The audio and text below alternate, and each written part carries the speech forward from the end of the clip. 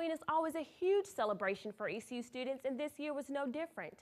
After an overnight investigation, officers leave the scene of a meth lab. For the second time in the university's history, students at East Carolina University can vote here on campus. Here to my left is just one of 8 speed humps installed by the city of Greenville. 6 of charter schools believe that they are not held to the same standards of traditional public schools. In the coming weeks, electioneers, some paid and some volunteers, will be at voting sites. Toys and packages line the tables here at the Salvation Army in Pitt County. I made a huge mistake. I pushed the green button instead of the red button. Of the hand by Representative Becky Carney ultimately became the deciding vote to override Governor Bev Perdue's fracking bill veto. This bill when it was brought before the House, and I had every intention of voting against the override tonight. Carney says that she instantly recognized her mistake but was denied the chance to change or suspend her vote. The key is the substance and getting the policy right. The key is not winning by having someone make a mistake at midnight when they're exhausted. If that's how we set policy in North Carolina, we have far greater problems with this legislature.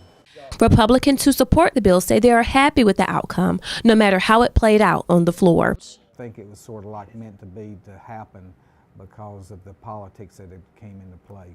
Representative Gillespie says the bill merely sets up the framework for fracking, allowing years for a newly created Energy and Mining Commission to create safety guidelines. The House is going to have to pass a bill and the Senate's going to have to pass a bill. And if I don't like what's in the rules, then I don't have to pass it in the House. If the Senate doesn't like what's in the rules, the Senate doesn't have to pass it. Democrats who oppose the drilling method believe there needs to be more time and research done before the state moves forward. I think that the Department of Environment indicated there were several more issues that needed further study before we enacted regulations to potentially authorize the practice. While legislators disagree, one thing is for sure, the fracking debate will continue in the state. I'm Katherine Whitfield. As a battleground state, North Carolina's women voters play a critical role in this year's election. According to Forbes, more women in North Carolina are registered to vote than men. And in 2008, the female vote made a powerful showing. Women outvoted men by 358,000 votes. For many North Carolina women, 2012 candidates' stances on reproductive rights and services may ultimately determine their votes. I think that Obama is doing a much better job than Mitt Romney with women's rights because Mitt Romney is pro-life and against birth control, and women should be able to do what they want with their bodies. President Obama's Affordable Care Act, which protects reproductive rights, is at the heart of the debate. The act implements measures to lower health care costs, including costs of women's reproductive services. Under the act, approximately 47 million women benefit nationwide, over 1 million of them in North Carolina. The Affordable Care Act gives women direct access to OBGYN providers without having to see another doctor first. It also provides affordable health care and preventive services without copays. Planned Parenthood representatives are concerned about the possible repeal of the Affordable Care Act and the effect on women. Our state legislature, there will be bills introduced to grant fetal personhood. So that's that life begins at conception. And what that'll impact is it will outlaw most types of hormonal contraceptives, including birth control pills, IUDs, the NuvaRing, Implanon, and it will also outlaw in vitro fertilization. And so these are important issues that I think young women need to educate themselves about who's going to have their back and support their access to preventive health care. Political science professor John Morris says it is still too soon to tell what will happen if the Affordable Care Act is repealed.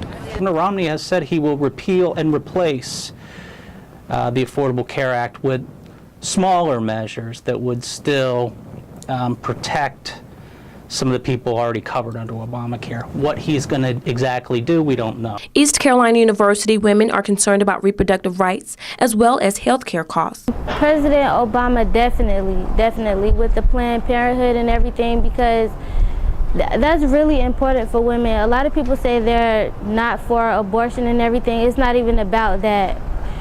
Women have to make sure they stay protected, you know, especially being a college student. In a 2011 public policy polling survey in North Carolina, 60% of women said they would be less likely to vote for a legislator who voted to ban Planned Parenthood funding. And for North Carolina women, their health care issues have a place on the election ballot. Marquez Brown held his head and had little words after a Robeson County judge charged him with the shooting death of Officer Goodson. It's probably the worst thing I've ever had to go through in my career. That's the one thing you don't want to hear is officer down, and it really hits home when it's one of your guys that you work with on a daily basis. According to police, Goodson recognized Brown, who was a wanted man for several other charges, including failing to appear in court on an outstanding charge of possession of a firearm by a convicted felon and carrying a concealed weapon. Brown's long criminal record dates back to 2004 when he was convicted of felony breaking and entering and served 2 years in prison. Officer Goodson was a member of the department's gang unit. Robeson County's District Attorney Johnson Britt says what Goodson did in his line of work that ended in his death is now under investigation. Things that about his work that I won't tell you right now that may be involved with what transpired yesterday. Britt declined to comment on Brown's criminal record, but was certain it would be used in the case against him while seeking the death penalty. One of the aggravating circumstances for the imposition of the death penalty that justifies the death penalty is that the victim was a police officer. So we have that. Britt, along with the entire Robeson community, is mourning the loss of a true hero. Very fortunate, even though we've had some incidents in the past where officers have been shot, never had one like this where an officer was killed.